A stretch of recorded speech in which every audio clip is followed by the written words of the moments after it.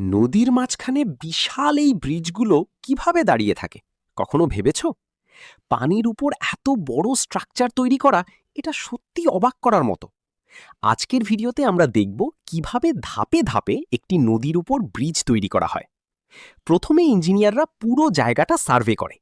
নদীর গভীরতা, পানির গতি আর আশেপাশের পরিবেশ সবকিছু বিশ্লেষণ করা হয়। ড্রোন, সোনার আর মডার্ন টেকনোলজি ব্যবহার করা হয়।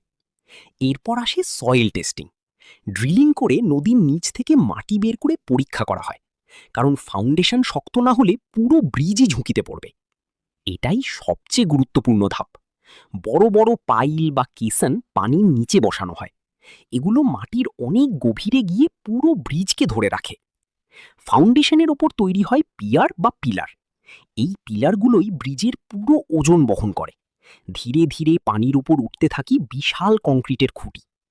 এরপর ক্রেন দিয়ে বসানো হয় গিয়ার্ডার। এগুলো এক পিলার থেকে আরেক পিলারে যুক্ত হয়। এটাই ব্রিজের মেইন স্ট্রাকচার তৈরি করে। তারপর গার্ডারের উপর কংক্রিট ঢেলে রাস্তা তৈরি করা হয়। রেলিং, লাইট, রোড মার্কিং সবকিছু করা হয়।